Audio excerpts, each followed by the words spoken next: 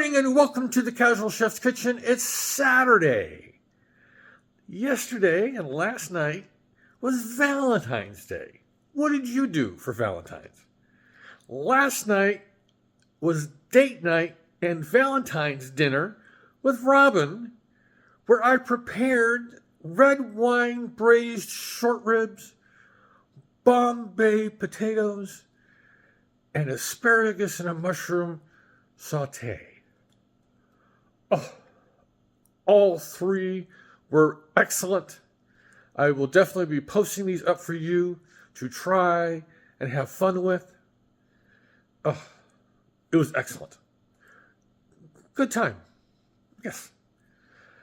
Tonight, I'm doing a different version of buttered chicken.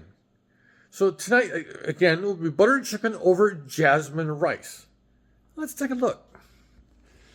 Got some hardware, Dutch oven, and a crockery for the Jasmine Rice. I've got chicken thighs going here, some garlic, some a yellow onion, some ginger, a little bit of butter. The sauce is real simple, a tomato sauce. I'll use about 14 or so ounces here. Heavy whipping cream. I'm using sour cream instead of plain yogurt. I do this because you can only get plain yogurt in like 32 ounces or whatever, and this only calls for like a half cup. And I've done this before with sour cream, and it works out really well. The spices for this bad boy are turmeric, Indian chili powder or red chili powder, paprika, my garam masala, cumin, coriander, and just a skosh of cinnamon. And of course, the Jasmine Rice is right behind the cinnamon.